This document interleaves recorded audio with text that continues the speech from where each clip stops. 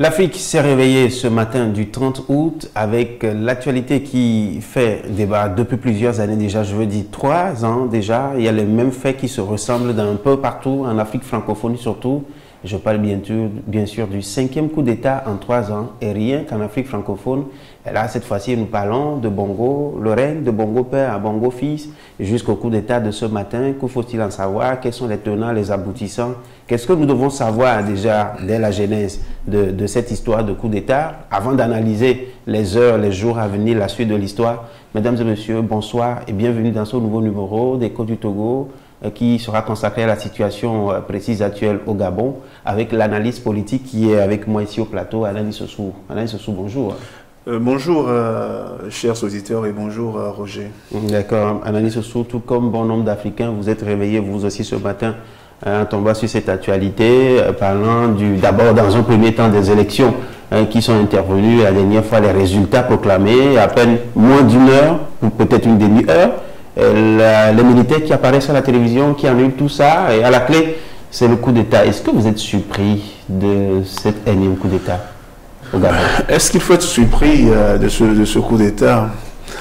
Il faut voir les tenants et les aboutissants de ce coup d'État, parce que le scénario, le mode opératoire, le modus operandi, tel que cela s'est déroulé, me paraît un peu bizarre.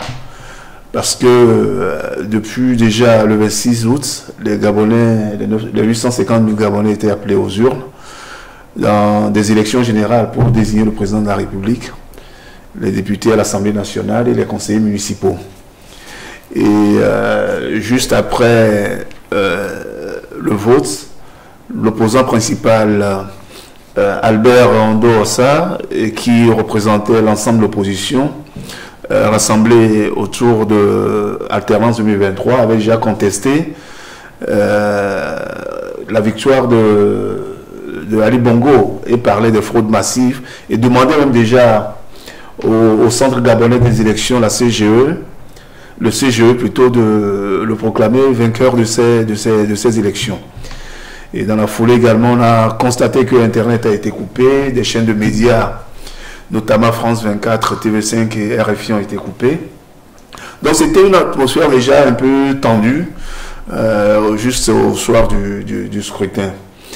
Mais rien ne présageait quand même que des militaires puissent faire irruption de cette manière-là sur la scène politique pour annoncer la déchéance de ses fonctions de Ali Bongo Ondimba.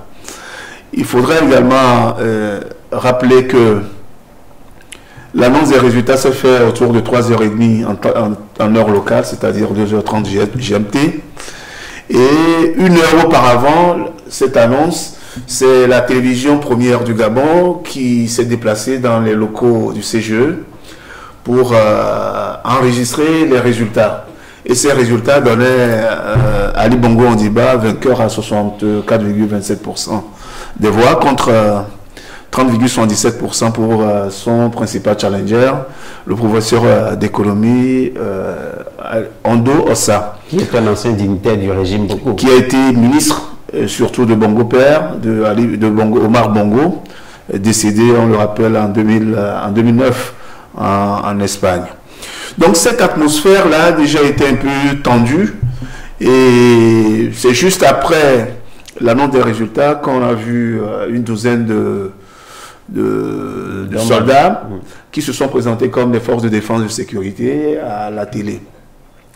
Je voulais préciser un truc. C'est là où je me pose beaucoup de questions sur ce push-là qui s'est perpétré ce matin.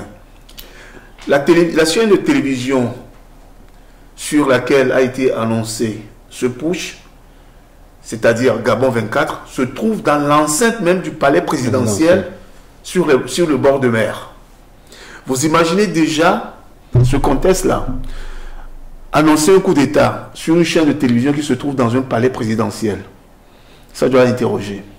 Parce que le palais présidentiel, c'est juste en face de la mer. Je connais bien là-bas. Et c'est un endroit qui est hyper gardé. par la garde républicaine, justement. Oui, parmi les corps habillés au plateau ce matin, la garde républicaine en fait partie. Mais, bien sûr, mais on ne peut pas laisser un palais présidentiel comme ça aux mains des gens dont on n'a pas confiance. Oui, mais un peu comme au Niger récemment, c'est le patron de la garde présidentielle. Le contexte est différent. Le contexte est différent. Ça, le patron de la garde présidentielle est parti chez Tiani, d'après les informations, pour l'informer, pour le dissuader de ne pas libérer des terroristes arrêtés. Ça, c'est le contexte qui est différent. Or, il se fait que le patron de la garde républicaine, c'est-à-dire la garde présidentielle gabonaise, Brice Oligui Nguema, est un fidèle des fidèles des Bongo depuis des années. Mais Ananis, lorsqu'on prend un pays comme le Burkina, où il y avait Blaise Compaoré et puis Thomas Sankara, c'est toujours les hommes de confiance. Oui, mais non, le monde a évolué. Le monde a évolué depuis Sankara jusqu'à aujourd'hui, depuis le coup d'État de 84. De Sankara, les périodes ne sont pas les mêmes. Et à cette époque-là, il faut voir que Sankara n'avait pas que des amis dans la sous-région et au niveau de la métropole. Sankara avait beaucoup d'ennemis. Beaucoup d'ennemis. Le président Houphouët-Boigny, par exemple, à l'époque, il y a des mots du Togo, le président Mitterrand, à l'époque, devant qui Sankara avait tenu des discours vraiment enflammés, pour lui dire quand même la réalité de ce qui se passe et doit se passer en Afrique. Donc, Sankara, les époques ne sont pas les mêmes. C'est de la même manière que la situation du Niger n'est pas la même que la situation au Gabon. Tout à fait. Brice Oligui Nguema, c'est l'un des plus fidèles des Bongo. Et quand on sait que le régime Bongo, c'est un régime qui est vraiment bouclé et que rien ne se passe dans ce pays sans que la France ne soit au courant, ça porte à s'interroger. Et le Gabon, c'est l'une des bases militaires les plus importantes de la France en Afrique. Donc quand on voit tout ce schéma qu'on met côte à côte, on se rend quand même à l'évidence que ce coup d'État est un peu bizarre, c'est un peu surprenant. Et beaucoup d'analystes se disent, j'ai lu ce matin, que est-ce que la France ne serait peut-être pas derrière ce coup d'État pour essayer de couper l'herbe sous les pieds de vrais soldats patriotes, pour que le scénario malien, burkinabé et surtout nigérien ne se reproduise, pour que au moins le Gabon, un riche émirat en pétrole, en manganèse et en bois, ne soit aussi dans une certaine forme de rébellion contre la France, contre les intérêts de la France. Donc ce sont toutes les questions qui se posent. Je voudrais aussi rappeler que au Gabon, la plupart des sociétés sont tenues par des Français, notamment la société Erimat qui exploite le manganèse gabonais. On sait également qu'il y avait la société Total Énergie dans le pétrole, et également la même société Erimat aussi est dans le transport ferroviaire. C'est la seule société qui exploite le transport ferroviaire dans cet immense pays qui est le Gabon.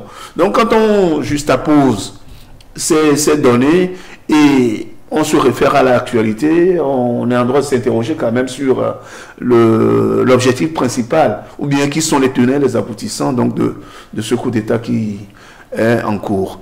Actuellement, on ne sait même pas si le coup d'État est consommé ou pas, parce que tout à l'heure, les putschistes ont annoncé avoir mis en résidence surveillée Ali Bongo Ondimba. Ils ont annoncé également l'arrestation de son fils Noureddine et de plusieurs autres dignitaires du pays. Et ils sont accusés de malversation, de trafic de cocaïne et de diverses autres accusations. Donc, il faut dire quand même que la situation est un peu confuse à Libreville en ce moment, et il est trop tôt pour se prononcer sur les tenants et les aboutissants de ce qui se passe au Gabon. D'accord. Alors, faisons une analyse de cas, un peu comme vous le dites. Supposons par exemple que c'est la France qui soit peut-être derrière ce coup d'État pour pouvoir préserver ses intérêts. Si je vous suit très bien. Est-ce que quelque part, les autres alliés de la France qui ne sont pas aimés par leur population n'ont pas de quoi commencer à se poser des questions? Non, mais bon, écoutez, je n'affirme pas que la France est bon, derrière. Ce n'est qu'une hypothèse. C'est pour ça que j'ai dit parmi tant d'autres. Cette hypothèse. Parce que je me suis basé sur la précipitation dans laquelle ce coup d'État est arrivé, parce que il n'y a rien qui le présageait. Il n'y a rien qui le présageait, puisque comparativement au Niger, par exemple, on savait qu'il y avait déjà des tensions entre le patron de la garde présidentielle, Abdourahmane Tiani, et Bazoum, puisque auparavant, Bazoum avait destitué le chef d'état-major de son armée, et le prochain sur la liste c'était Abdourahmane Tiani. Donc la situation n'était pas la même, puisque lors même de la campagne électorale, on avait vu le patron de la garde présidentielle et certains de ceux qui sont apparus aujourd'hui à la télé autour de Bongo pour assurer sa protection et sa sécurité durant tout le long de la campagne électorale. Donc les situations ne sont pas les mêmes. Donc, pour revenir à votre question, mais est-ce qu'il faut faire un comparatif avec tout ce qui se passe dans la région? Moi, je vais d'abord poser une simple question, hein, parce que on n'est pas là pour faire l'apologie des coups d'État, ça, bien évidemment. Les coups d'État sont à condamner parce que ça remet en cause tout ce qui est en cours. Ça remet en cause la consolidation des efforts et des acquis démocratiques. Donc les coups d'État sont à condamner. Mais donc, la question... Vous faites partie de ceux qui pensent qu'il n'y a pas de coup d'État salutaire.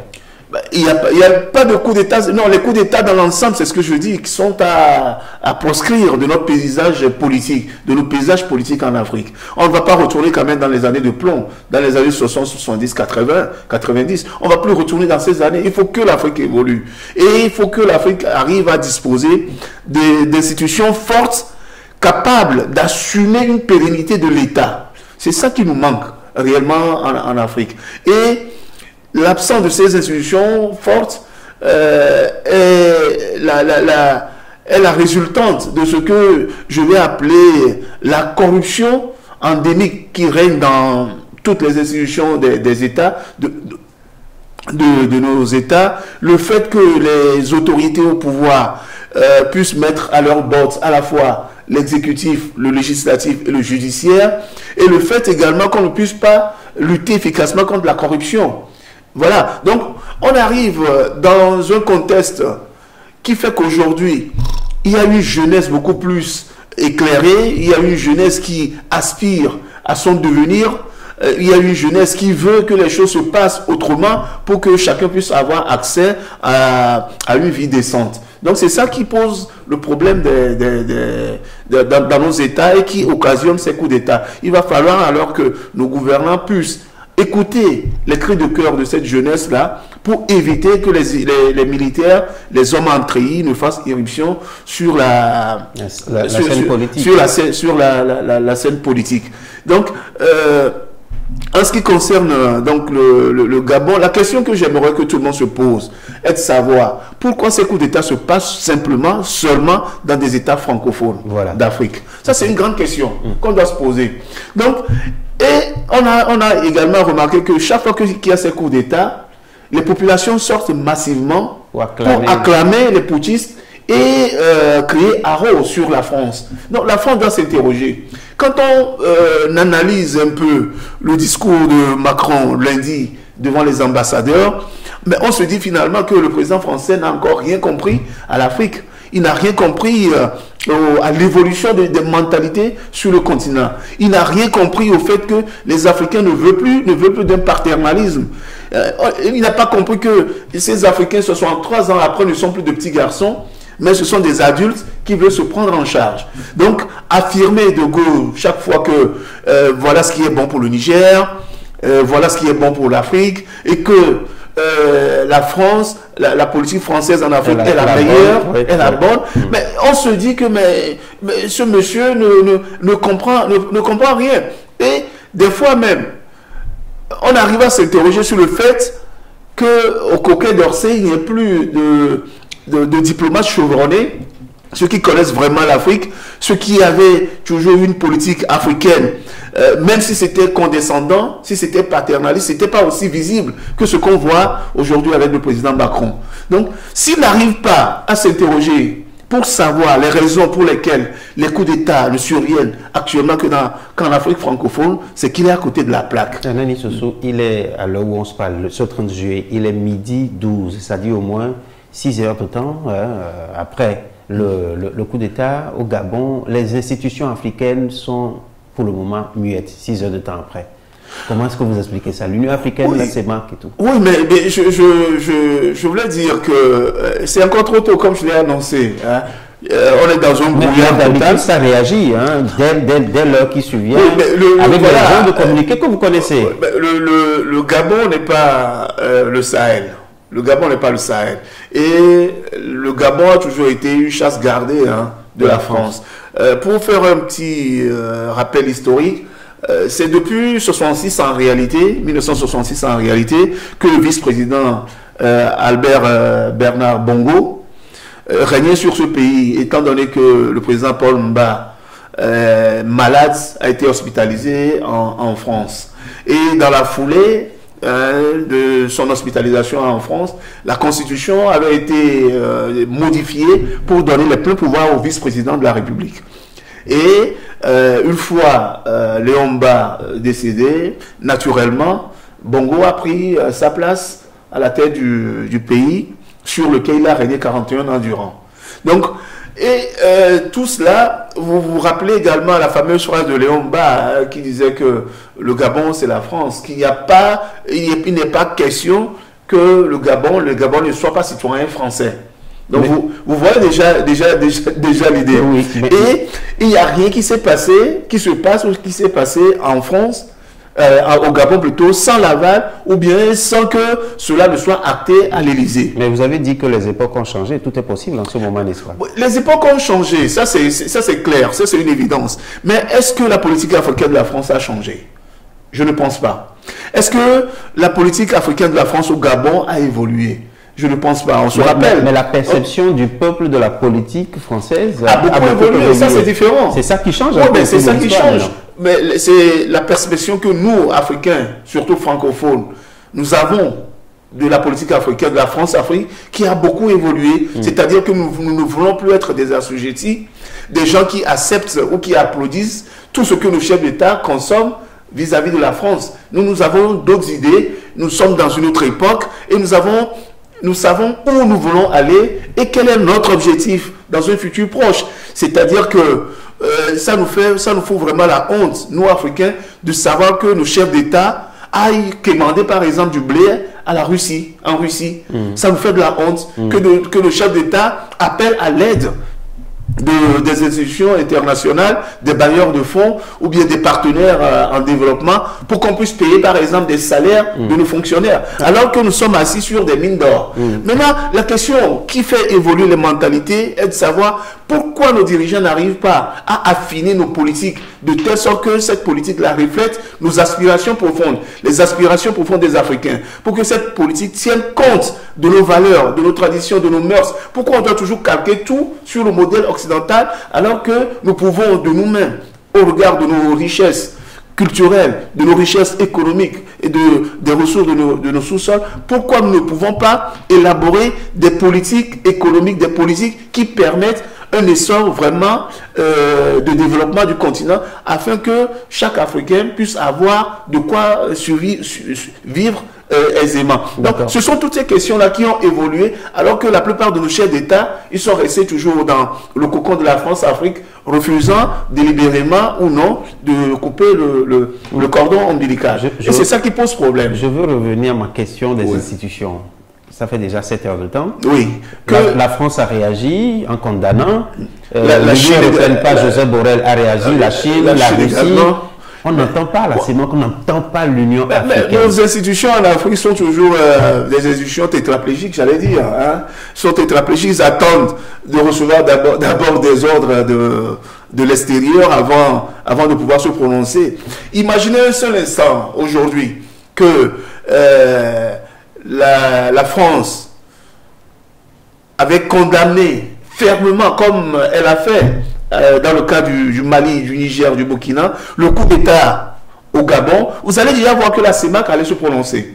Parce qu'ils attendent de recevoir des instructions d'abord avant de savoir ce qu'il faut dire et ce qu'il ne faut pas dire. Est-ce qu'il faut aller trop vite en besogne au risque de contredire la métropole? Ça, ce sont toutes des questions qu'il faut se poser. C'est d'ailleurs pour ça que, à l'entame de cette émission, je me suis dit que ce coup d'État me paraît assez bizarre. Assez bizarre. Parce que la France, par la voix de la première ministre, Elisabeth Borne, a dit qu'elle suit de près la situation. C'était leur première réaction. Non pas condamné. Et puis après, Olivier Véran est arrivé pour dire également la même chose. Que le gouvernement, Olivier Véran, c'est le porte-parole du gouvernement français, pour dire également la même chose que la première ministre. Donc, il y a trop de sous-entendus. Pourquoi avoir condamné avec fermeté le coup d'État au Niger tout récemment, réclamer l'ordre constitutionnel, et dans le même temps, on ne condamne pas ce qui se passe au Gabon, mais on dit simplement qu'on suit avec attention l'évolution de la situation. Vous voyez qu'il y a quand même un deux poids, deux mesures. Donc c'est ce qui sous-entend peut-être que, c'est ce qui sous-entend peut-être pourquoi la CEMAC n'a pas encore condamné ce coup d'État, pourquoi l'Union africaine n'a pas encore condamné ce coup d'État. Je vous rappelle que les frais de fonctionnement de ces institutions-là proviennent de l'Union africaine qui est largement financée par l'Union européenne. Proviennent, voilà, de l'Union européenne. Et la CEMAC aussi. Les fonds proviennent, les frais de fonctionnement proviennent également de l'Union africaine, de la France et autres. Donc, je vois mal quelqu'un qui te donne à manger, tu arrives à l'ouvrir, à dire autre chose que lui, il ne t'a pas dit de dire. Je ne sais pas si tu vois. Oui, donc c'est quand même assez confus aujourd'hui de savoir quelle sera la position exacte de l'Union africaine ou bien des institutions sous-régionales sur le coup d'État en cours. Et étant donné que la France n'a pas condamné le coup d'État pour réclamer l'ordre constitutionnel, mais dit ils n'ont même pas pris acte, hein, mais ils suivent. La France suit de près ce qui se passe, donc c'est tout dire. D'accord, il nous reste juste 30 secondes. Je veux toujours rester sur la question des institutions, mais pas africaines. Je veux dire, mais quand la Russie, la Chine et la France, l'Union européenne se prononcent très tôt comme ça ce matin sur la même situation au Gabon, qu'est-ce que ça peut bien vouloir dire? Surtout les intérêts des Chinois, des Russes, particulièrement dans ce cas précis, vite fait comme ça, en 30 secondes. Non, il ne faut pas s'attendre à grande chose dans ces condamnations. Je pense que ce coup d'État... C'est la réaction même, c'est la promptitude de leur réaction. La promptitude de leur réaction, mais je trouve quand même normal. Si à supposer que ce soit un truc qui est préparé, donc on s'attendait à ce que le général Nguema prenne le pouvoir. Donc tout est acté. Mais il faut également relever que les Chinois ont un intérêt dans la région. Et notamment au niveau du pétrole, au niveau du manganèse, ils ont des visées pour prendre aussi une part active dans l'exploitation de ces minerais dont regorge le Gabon. Merci beaucoup Anani Sossou, c'est un plaisir, merci d'avoir fait ce déplacement ce matin très tôt pour pouvoir décrypter cette actualité avec nous. Vous aussi, merci également pour votre confiance que vous nous renouvelez sans cesse. Vox Africa, vous connaissez le slogan, c'est la voix d'une Afrique fière. On se retrouve dans nos prochaines émissions pour pouvoir parler de la suite de l'histoire. Merci.